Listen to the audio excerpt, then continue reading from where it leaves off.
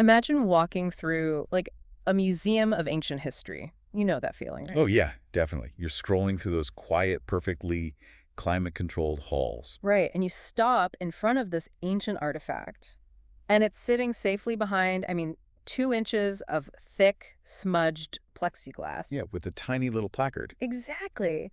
You lean in, you read the little 50-word placard describing some civilization that existed thousands of years ago, you nod thoughtfully, and then you just sort of, move on to the gift shop. Because there's this inherent expectation of distance, right? The history is static. Yeah, it's completely disconnected from our actual everyday reality. It's safe, basically, precisely because it is trapped behind that glass. And we really prefer it that way, if we're being honest.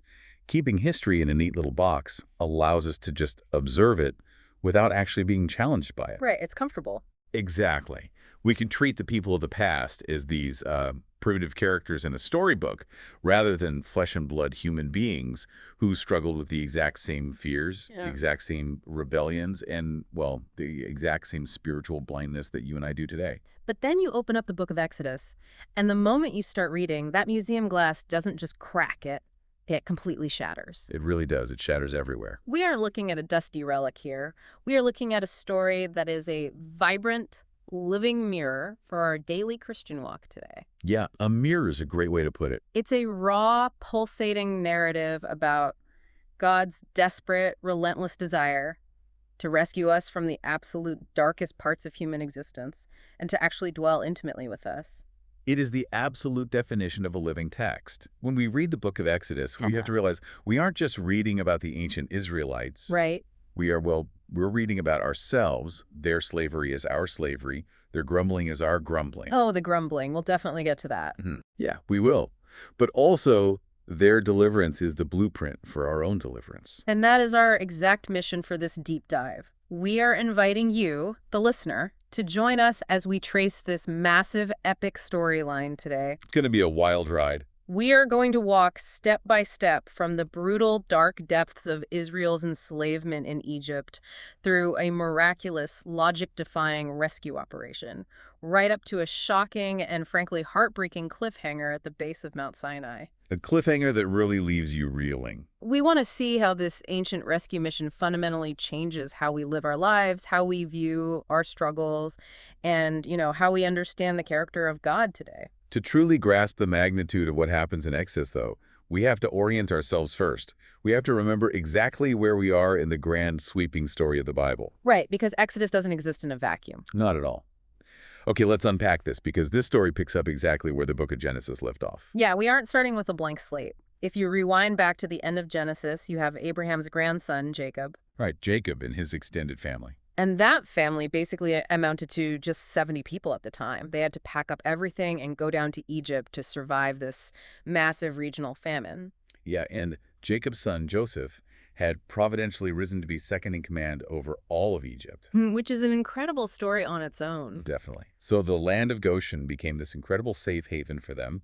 They were protected, fed, and really welcomed by the Egyptians. But then time passes, like a lot of time. We are talking about roughly 4 centuries. 400 years is a massive chunk of time. To put that in perspective for you, 400 years ago, the United States didn't even exist. The cultural, political, and social landscape of a nation completely transforms over that kind of time horizon. Absolutely it does. And the biblical text tells us that during those centuries, those original 70 people just exploded in population. Yeah, they became this massive, formidable nation.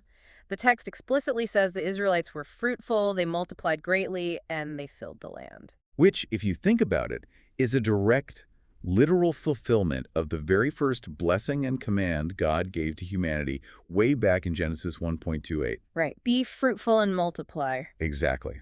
God is actively keeping his promise to Abraham. He is pouring out his blessing. But here's the massive tension that really kicks off the book of Exodus. The blessing of Israel's incredible growth triggers the absolute paranoia of a new king in Egypt. It sets the stage for a profound showdown. The text says, there rose a new king over Egypt who did not know Joseph. He didn't know the history, or he didn't care. Right, he doesn't care about the history of cooperation. He doesn't look at this thriving immigrant population and see the blessing of the divine. No, he looks at their sheer numbers and sees a terrifying geopolitical threat to his own power. to his own borders and his supreme authority. So instead of operating out of gratitude or mutual benefit, this new Pharaoh operates out of pure, unadulterated fear. And I mean, when society operates out of fear, it almost always leads to oppression. He looks at people made in the image of God and reduces them to a national security threat. And to neutralize that perceived threat, Pharaoh institutes a brutal system of state-sponsored slavery. He forces them into crushing physical labor, right? Yeah, building his supply cities, Pithom and Ramses, with mortar and brick under the hot sun. It's the classic human response to insecurity. When we feel our power slipping, our sinful nature drives us to control, manipulate, and subjugate others. Yeah, we just try to tighten our grip. And Pharaoh institutionalizes this on a national scale. But what's terrifying for him is that the physical labor doesn't stop the Israelites from multiplying. No, because God's blessing cannot be thwarted by human oppression. Exactly. The more Pharaoh afflicts them, the more they multiply. Which pushes Pharaoh's paranoia into sheer madness. He escalates from forced labor to unthinkable evil. The decree about the baby boys. Yes. He issues a royal decree that all the Israelite baby boys are to be thrown into the Nile River to drown. It is a state-sponsored, systematic genocide. Horrifying. And what strikes me about this Pharaoh is how he represents the absolute worst of human rebellion.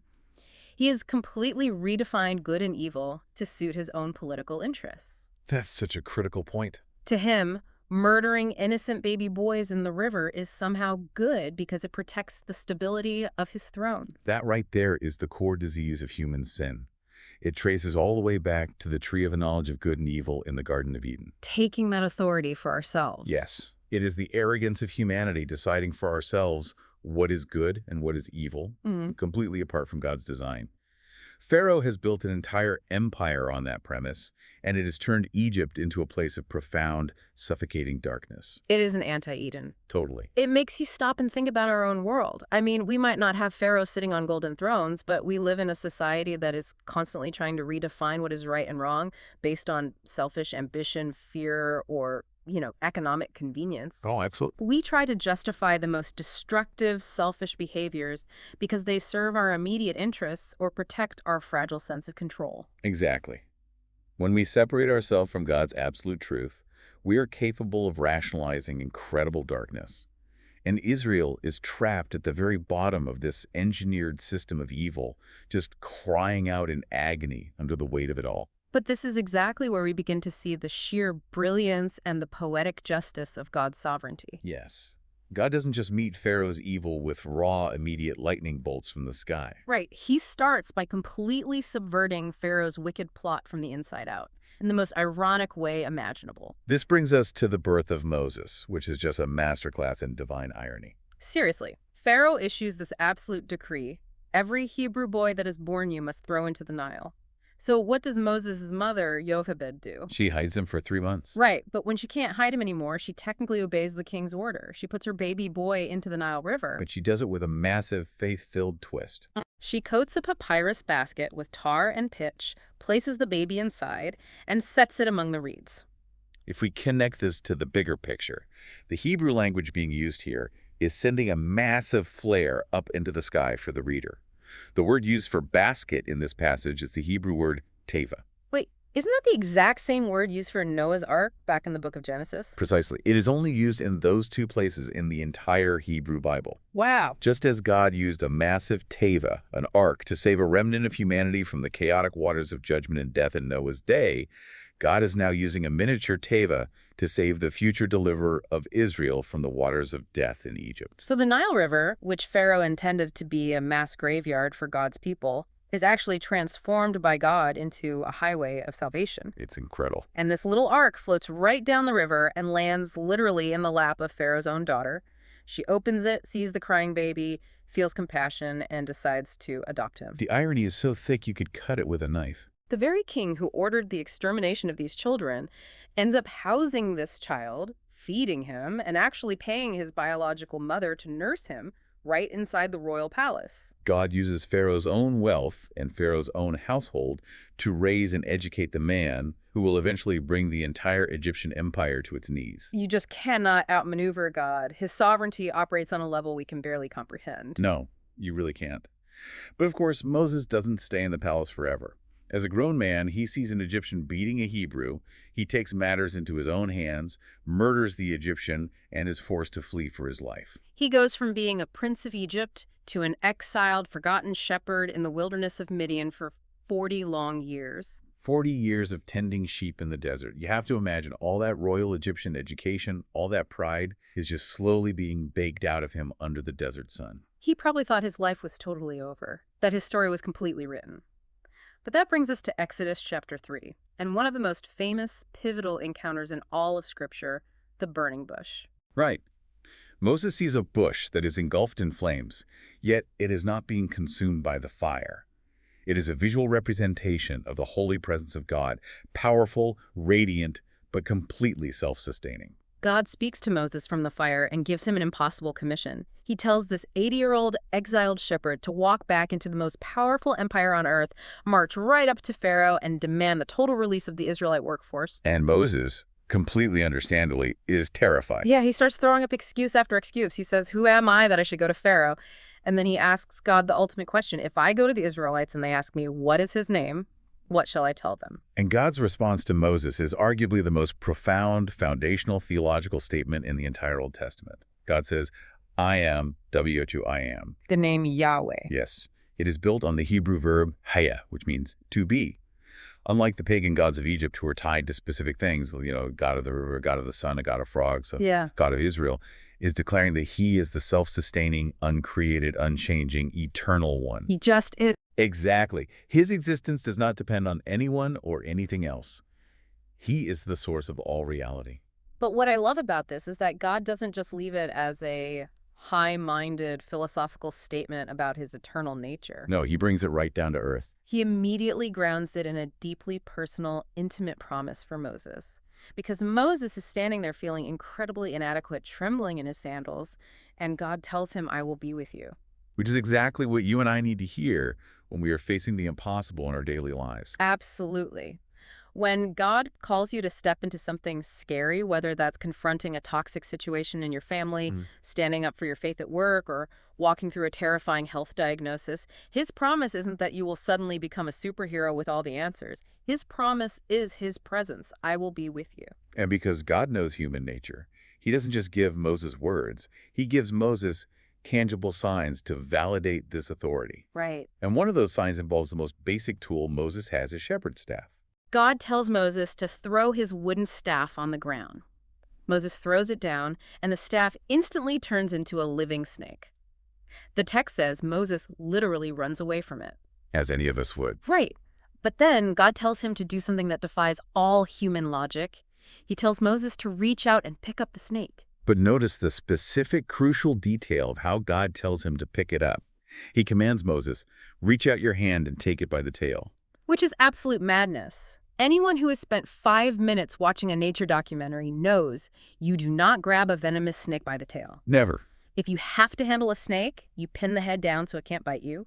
If you grab the tail, the head is completely free to whip around and strike your arm. Why in the world would God command him to do something so reckless? Well, what's fascinating here is the deep cultural, political, and spiritual symbolism at play. You have to immerse yourself in the Egyptian context that Moses was raised in. Okay, set the scene for us. The ultimate symbol of Pharaoh, the emblem of his supreme, terrifying power that he wore right on the front of his royal headdress, was the uraeus. The uraeus, right? Yes, it was a reared-up, hooded cobra ready to strike. In the mind of the ancient world, the snake was Pharaoh. So when Moses is looking at that snake on the ground, he isn't just seeing a desert reptile. He is seeing the physical embodiment of the Egyptian empire. Precisely.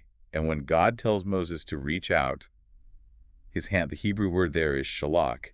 It's the exact same verb God uses a few verses earlier when he promises, I will reach out, I will shalak my hand and strike Egypt with all my wonders. Wow, the wordplay is incredible. So God is essentially telling Moses, I am giving you authority over the very power of Pharaoh. By commanding Moses to grab the snake by the tail, deliberately leaving the lethal head exposed, God is stripping away any illusion of human control. Because Moses can't protect himself in that scenario. Exactly. He has to completely, totally trust that God will supernaturally prevent the serpent from striking him. It requires absolute surrender, and you just can't help but connect this imagery all the way back to Genesis chapter 3. The serpent in the Garden of Eden who embodies deception, evil, and rebellion against God's order. That connection is deeply intentional. Moses is stepping into the role of the offspring of Eve, who was promised to crush the head of the serpent. He is going to war against the physical embodiment of evil and oppression. The symbolism is so rich. But we have to pause here because as you turn the page to Exodus chapter 4, you run into what might be one of the most wildly confusing, startling paragraphs in the entire Bible. Oh, the incident on the journey. Yes. So Moses finally agrees. He packs up his family. He is on his way back to Egypt to do exactly what God commissioned him to do. And suddenly, out of nowhere, the text says that at a lodging place on the way, the Lord met Moses and was about to kill him. It is wild. Wait, what? Why in the world would God try to kill his own chosen messenger right after going through all the trouble of commissioning him at the burning bush? It is an incredibly jarring passage. It feels like absolute spiritual whiplash. But when we slow down and examine the covenant context, it makes perfect necessary sense. Okay, unpack that for us because it sounds crazy at first glance. Well, there are two primary biblical threads colliding here. First, Moses had failed to circumcise his son, Gershom. And circumcision wasn't just a cultural practice. It was the physical, mandatory sign of the covenant God made with Abraham back in Genesis 17. Exactly. To be part of God's covenant family, you had to observe this sign. Genesis 17 explicitly says that any male who is uncircumcised will be cut off from his people. He has broken my covenant. Right. So the burning theological question is this. How can Moses possibly act as the mediator and leader of God's covenant people, leading them out of slavery, if he is actively living in disobedience and refusing to bring his own household into that very covenant? He can't be the champion of a covenant she is currently breaking. He has to clean his own house first. Exactly. But there is a second reason, isn't there? Yes. The second reason brings us back to Moses' dark past. Remember the specific reason he fled Egypt 40 years prior. He murdered an Egyptian taskmaster and hid the body in the sand. Back in Genesis chapter 9, after the flood, God established a very clear foundational principle for human justice: a life for a life. Unjust bloodshed requires a reckoning. It defiles the land. Right. God doesn't just forget about murder. Right. And if we look at the broader story of Exodus, God is about to unleash horrific judgment on Pharaoh's household for Pharaoh's systematic murder of the Israelite children. Yeah. But God is perfectly just. Moses, too, has blood on his hands. When Pharaoh found out Moses killed the Egyptian, the text says Pharaoh sought to kill Moses. Now, in Exodus 4, the text deliberately echoes that language, saying God sought to put him to death. God is confronting Moses for a capital crime of bloodshed that has never been atoned for. That is profound. God is demonstrating that his justice is entirely impartial. He doesn't just judge the pagan, oppressive king. He holds his own chosen, beloved leader to the exact same standard of uncompromising holiness. God is not someone to be trifled with. No, he's not. God's holiness is a consuming fire. We often want a God who just, winks at our sin while judging our enemies, but God's justice applies to everyone. But look at the miraculous way Moses is saved in this terrifying moment. His wife, Zipporah, who is a Midianite woman, recognizes the imminent crisis. She acts so fast. She does. She acts swiftly. She takes a flint knife, circumcises her son, and she takes the blood and touches it to Moses' feet. And the moment she does that, God's judgment lifts. The Lord leaves him alone. She touches the blood to his feet to spare his life from divine judgment. I mean, when you think about where this story is heading, that is an unbelievable foreshadowing. It is a vivid, localized foreshadowing of the Passover that is about to happen on a national scale. Wow, yeah. Just as the blood of the spotless lamb painted on the doorposts will soon protect the Israelites from the angel of death in Egypt, the blood of the covenant in Exodus 4 protects Moses from the deadly righteous consequences of his own sin. Blood averts wrath. That completely changes how I read that weird little story. So Moses' life is spared, his family is brought rightly into the covenant, and he finally arrives in Egypt. Oh. He and his brother Aaron secure an audience with the king. Moses walks up to the most powerful man on the planet and delivers the message. This is what the Lord, the God of Israel, says, let my people go. And Pharaoh, just dripping with arrogance, looks at him and says, who is the Lord that I should obey him? I do not know the Lord, and I will not let Israel go. And this sets off the catastrophic sequence of the 10 plagues. Pharaoh challenges the authority of God, And God systematically answers that challenge. Big time. But it's vital to understand that the plagues are not just random natural disasters meant to make Pharaoh's life miserable. They are highly targeted surgical strikes against the entire Egyptian worldview. God is dismantling the Egyptian pantheon of gods one by one. Right. So when God turns the Nile River into blood, he isn't just ruining their drinking water. The Egyptians worshipped the Nile. They believed it was divine. Yeah, they believed it was the bloodstream of the god Osiris, and they worshipped Hapi, the god of the annual flooding. When God turns it to literal blood, he is asserting absolute dominance over their source of life and their deities. Exactly. When he sends the plague of frogs, he is targeting Heket, the Egyptian goddess of fertility who is depicted with the head of a frog. Oh, wow. Yeah. And when he sends 3 days of pitch-black darkness, he is humiliating Ra, the supreme sun god of Egypt. God is proving to both the Egyptians and the Israelites that these pagan idols are completely powerless. But reading through this intense spiritual warfare, there is a massive tension that almost every modern reader struggles with. It's this repeated phrase about God hardening Pharaoh's heart. Yes, that is a tough one for a lot of people. It brings up incredibly difficult questions about human free will. If God hardened Pharaoh's heart, does that mean God forces people to sin? Does God override our free will just to make an example out of us? Well, what's fascinating here is how incredibly careful the biblical text is in its structure. We often miss the nuance if we just read it in a rush. What do you mean? If you look at the first 5 plagues, the text is very specific and consistent. It says Pharaoh hardened his own heart, or simply that his heart grew hard.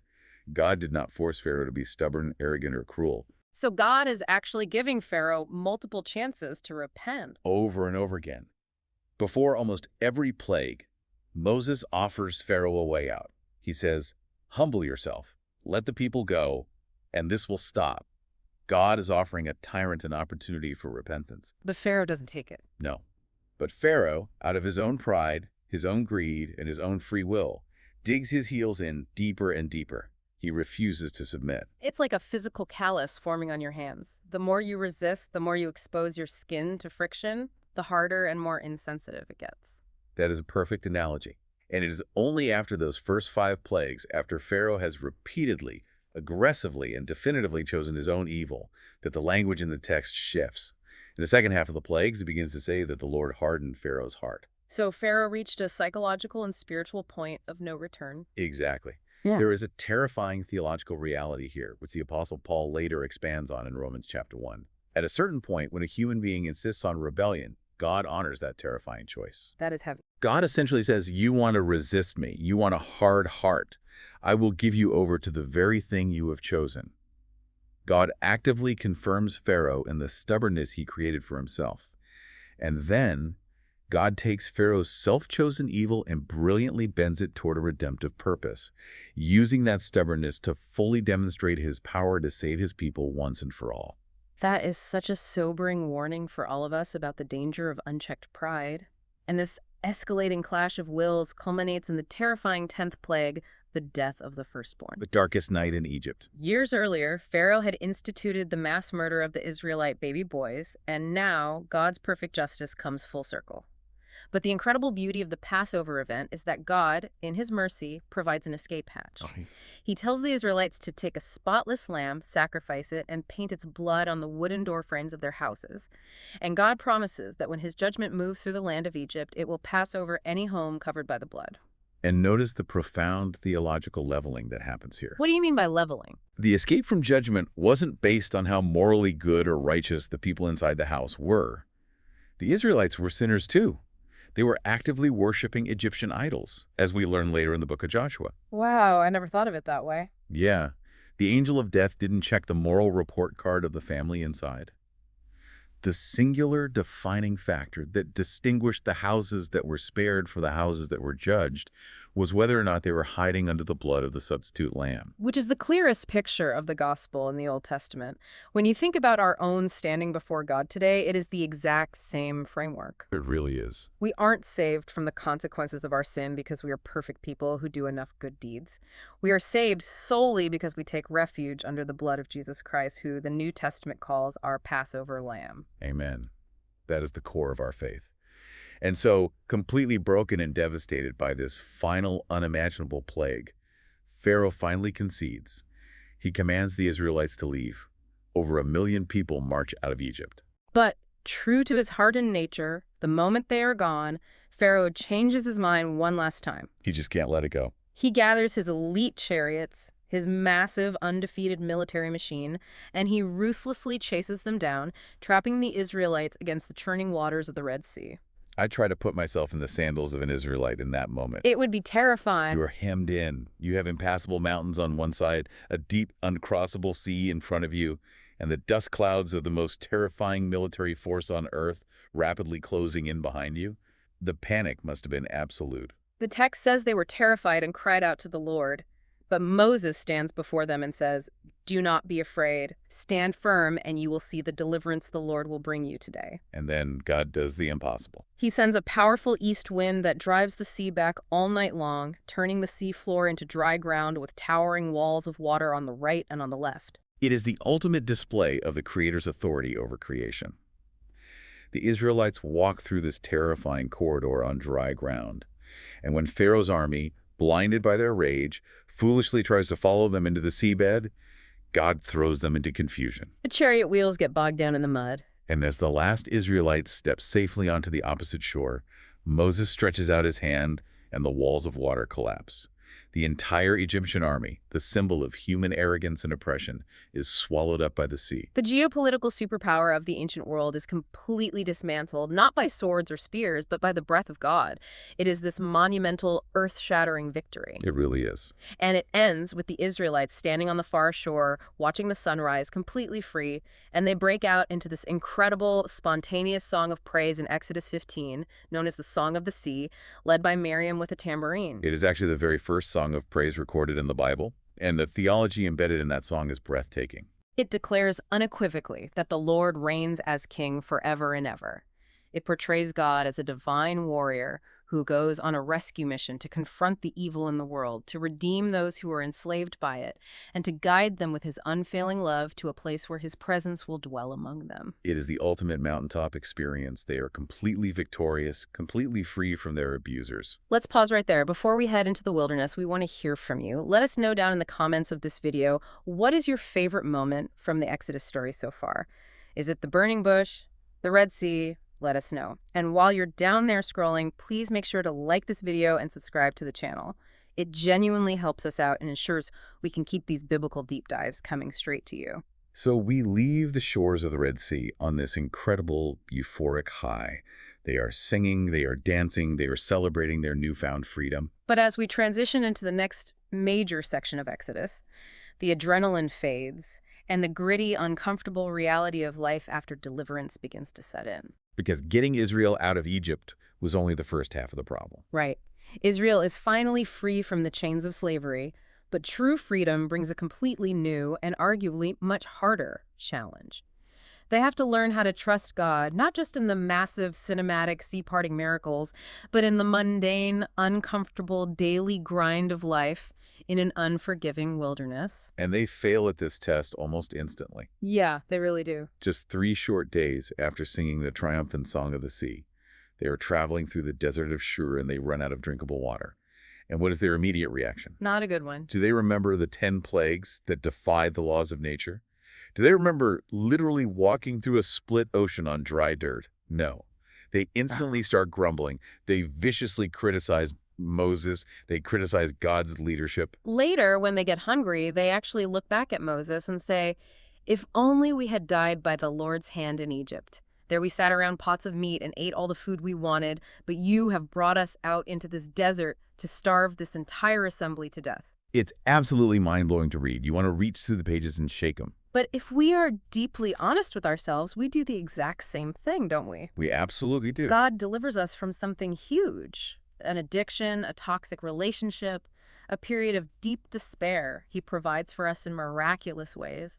And the moment we hit a patch of financial stress or a health scare or even just an annoying, persistent inconvenience, we start grumbling. Yeah. We start doubting his goodness. We romanticize the past, even if the past was a literal form of slavery that was destroying us. The wilderness is a theological furnace. It strips away all our comforts and exposes what is actually buried deep in our hearts. It's a powerful way to put it. And as we read through chapters 16 through 18, we see this incredible pattern of grace. Despite their toxic complaining, God keeps graciously, patiently providing for them. He rains down manna, this mysterious bread from heaven, every single morning. He brings massive flocks of quail to give them meat. He brings gushing water out of a solid rock at Rephidim. But the constant grumbling forces the reader to confront a really uncomfortable, terrifying question. Is it possible that the heart of the Israelite people is actually just as hard and rebellious as Pharaoh's heart? Wow, that is a chilling thought. God easily got Israel out of Egypt in a matter of weeks, but it is going to take 40 years to get the Egypt out of Israel. Exactly. But despite their stubbornness, God remains faithful to his promise. He leads them to the base of Mount Sinai in Exodus chapter 19. And this marks a massive tectonic shift in the biblical narrative. God speaks to the nation from the mountain and officially offers them a covenant relationship. He tells them, "Now if you obey me fully and keep my covenant, then out of all nations you will be my treasured possession. Although the whole earth is mine, you will be for me a kingdom of priests and a holy nation." That phrase, a kingdom of priests, is the key to understanding the entire Old Testament. It really is. What is the fundamental job description of a priest? A priest mediates between God and the people. God is calling this ragtag group of former slaves to act as his divine representatives to the rest of the world. They are supposed to show the surrounding pagan nations exactly what the character of the one true God looks like by the way they structure their society, the way they treat the poor, and the way they worship. They are called to be a light in a very dark world.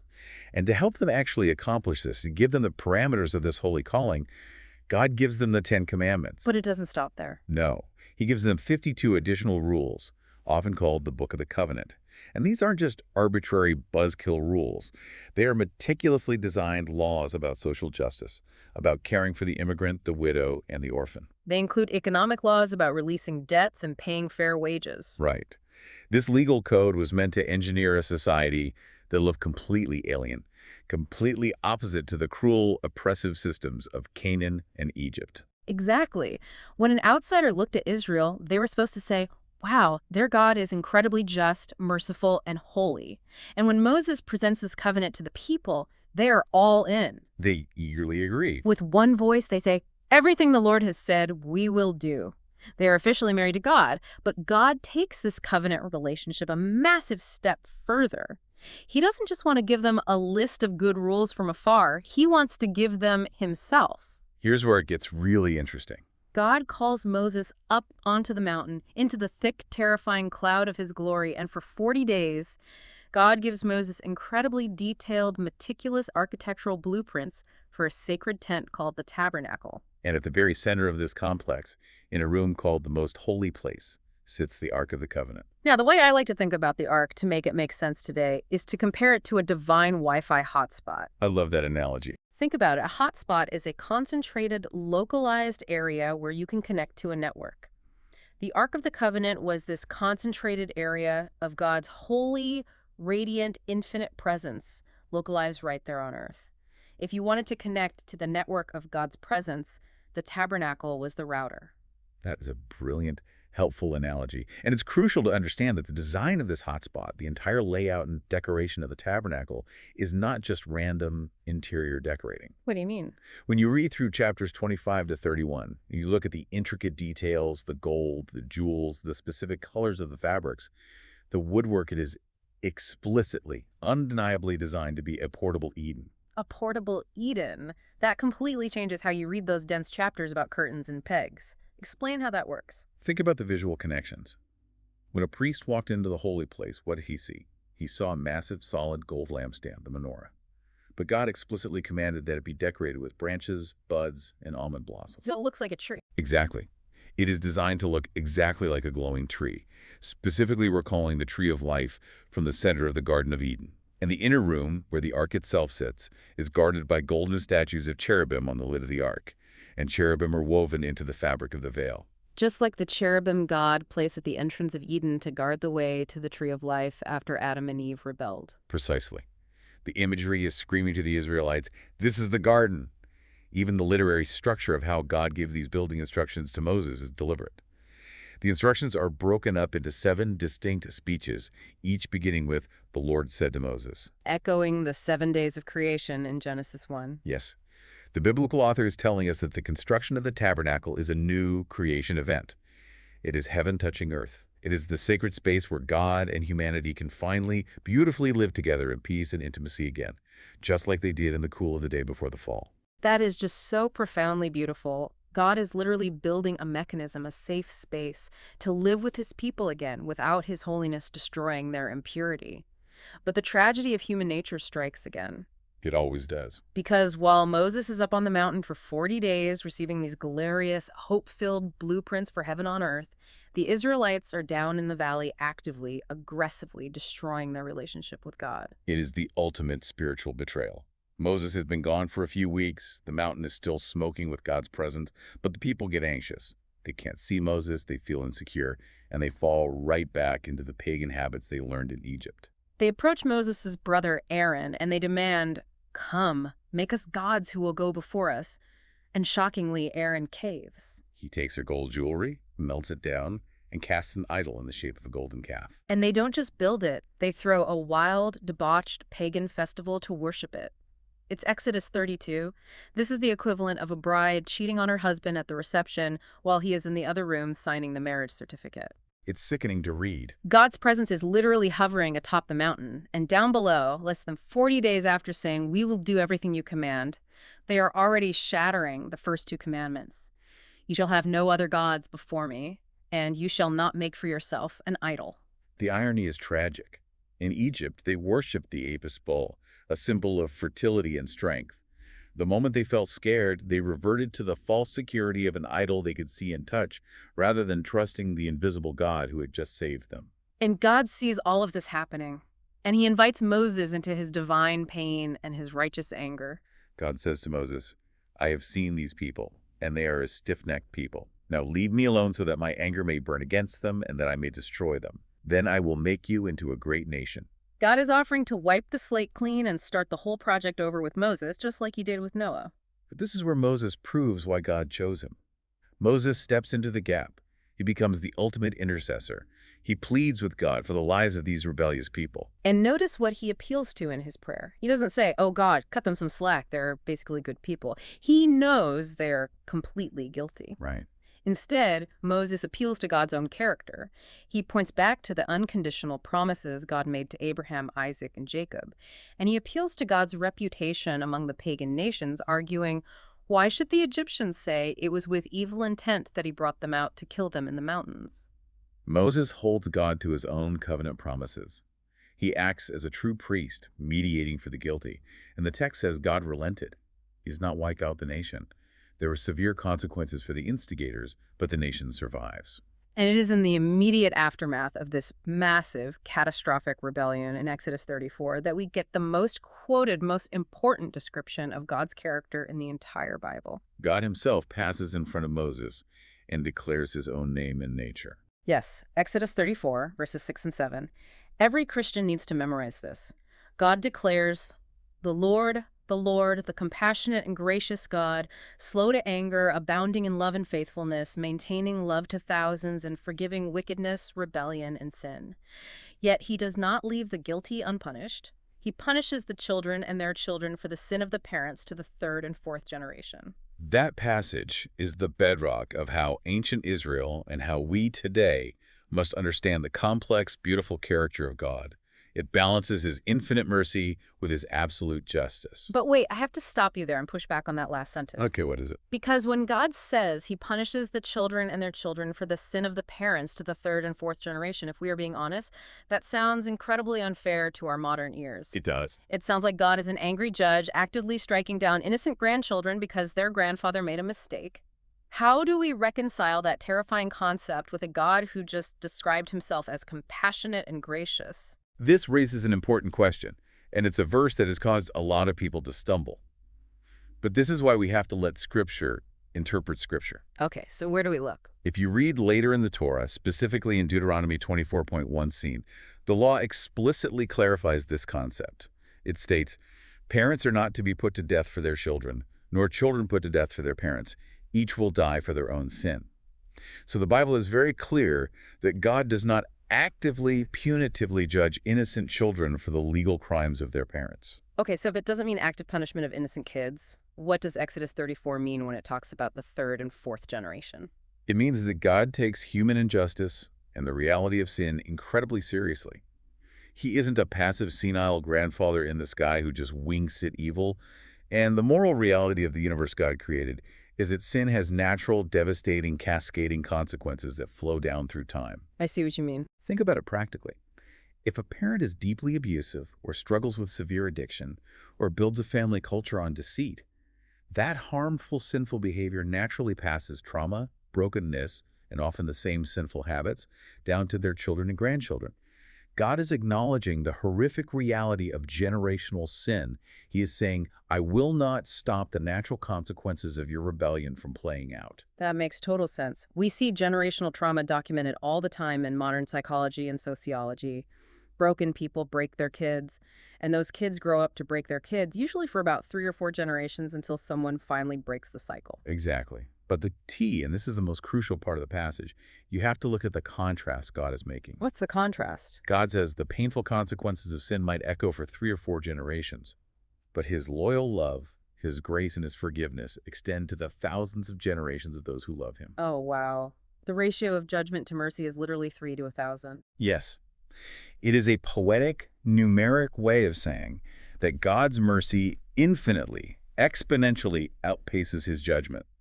God is fundamentally, at his core, characterized by his grace. His anger is a momentary response to evil, but his love is his eternal posture. That brings such immense comfort, and it is precisely because of that overwhelming mercy that God forgives Israel for the golden calf. He renews the broken covenant, and he essentially says, okay, despite your failure, let's build the tabernacle. Let's move forward. So you get Exodus chapters 35 through 40, which basically repeat all the architectural blueprints from the earlier chapters, but this time, the people are actually building it. And I know sometimes when we read the Bible in a year, we get bogged down in those final chapters thinking, why am I reading about the dimensions of bronze rings and goat hair curtains again? But when you understand the context, it is actually this massive, joyous celebration. It is the celebration of a second chance. Every single peg they drive into the ground, every curtain they weave, every piece of gold they hammer out, it's a physical, tangible testament to the fact that God did not abandon them in their darkest moment. Grace is literally taking physical shape right in the middle of their camp. And so they finish the work. Exodus 40, the tent is perfectly set up. The bronze altar is ready. The bread is on the table. The lampstand is lit. The tension in the narrative is palpable. They have followed every single instruction. Everything is perfect. And then the climax of the entire book happens, the glory of the Lord. This terrifying, beautiful, radiant cloud of God's presence descends from the mountain and fills the tabernacle. God has moved in. The portable Eden is officially open for business. Our hopes as readers are so incredibly high, and then we get hit with a tragic cliffhanger. This is one of the most abrupt, heartbreaking, and brilliant endings in all of ancient literature. It really is. The text simply says that Moses, the guy who spoke with God face to face at the burning bush, the guy who faithfully interceded for the whole nation, the undisputed leader of the Exodus, went to step into the tent of meeting to be with God, and he couldn't. The text says, Moses could not enter the tent of meeting because the cloud had settled on it, and the glory of the Lord filled the tabernacle. Yeah. He is physically blocked from entering. The glory is too intense, the holiness is too pure. And the book just abruptly ends. It's like a movie cutting to black right before the resolution. It leaves the reader with a massive, unresolved, burning theological problem. We realize in that final, quiet moment that Israel's sin with the golden calf damaged the relationship far more deeply than anyone realized. Yeah. The whole point of the Exodus, the whole reason for the plagues in the Red Sea, was for God to dwell intimately with his people. But when the moment finally arrives, the environment is so holy and humanity is so flawed that even the absolute best of them, even Moses himself, cannot safely enter God's presence. It perfectly, brilliantly sets up the central dilemma of our entire faith. Because think about how the book of Exodus is structured. It opens with Israel being threatened by this terrifying external enemy, Pharaoh, the slave driver. Right. But it closes with Israel realizing that they are their own worst enemy. The biggest threat to experiencing God's presence isn't the pagan culture around us. It isn't the government. It isn't our boss. It's the idolatry woven into our own hearts. It's our own internal sin that creates an impassable barrier between us and a holy God. That is the ultimate tension of the Old Testament. How can a perfectly holy, perfectly just, consuming fire of a God live in the midst of a corrupt, sinful, rebellious people without completely consuming them? That is the question at the end of Exodus. And spoiler alert, that is the exact question the next book, Leviticus, attempts to answer with the sacrificial system. And that is exactly where the beauty of the New Testament comes crashing in for us as Christians today. Because the pattern we see in Exodus, the slavery, the miraculous rescue, the desperate desire for God to dwell with us, and the barrier of our sin, it all finds its ultimate, perfect fulfillment in the person of Jesus Christ. Absolutely. If we connect this to the bigger picture of the gospel, think about the opening of the Gospel of John, chapter 1, verse 14. John writes, "The Word became flesh and made his dwelling among us." The specific Greek word John uses there for made his dwelling is skenu. And that word is directly related to the tabernacle, isn't it? Yes, it is the verbal form of the Greek word skene, which literally means tabernacle or tent. John, writing to a Jewish audience who knew the Exodus story by heart, is literally saying, Jesus tabernacled among us. Oh, wow. Jesus is the true, final, perfect tabernacle. He is the ultimate meeting place where the holy presence of God and frail humanity finally come together in one person without humanity being destroyed. That is unbelievable. So we don't need a physical tent made of goat hair and bronze anymore. We don't need to try and push through the terrifying cloud of glory on our own merit, hoping we are good enough, because Jesus bridged the impossible gap. He did. Through his perfect life, through his death on the cross as the ultimate flawless Passover lamb whose blood covers us, and through his resurrection, he establishes the new covenant.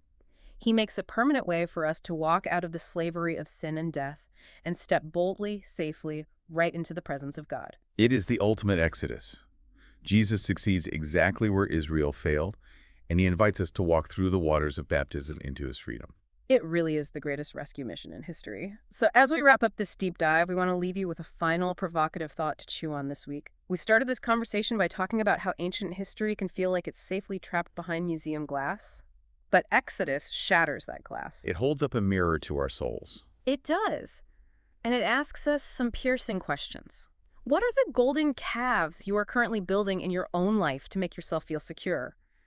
Where are you grumbling in your current wilderness, doubting that God is good just because things are difficult or uncomfortable? We have to have the courage to confront the reality that the biggest threat to our intimacy with God isn't out there in the world. It's the condition of our own hearts. Exactly. But the good news, the glorious, liberating news of the gospel is that Jesus is our tabernacle. He has made a way. I encourage you to spend some real time this week mulling over how Jesus bridges that impossible gap for you personally. The biblical story doesn't end with Moses locked out of the tent in Exodus 40. The story continues all the way to Matthew 27, where at the death of Jesus, the heavy veil of the temple is torn in two from top to bottom, throwing the doors to God's presence wide open for anyone who will trust him. Thank you so much for joining us on this journey through Exodus. Keep pressing into the Word, keep looking for those incredible connections, and we will see you on the next deep dive.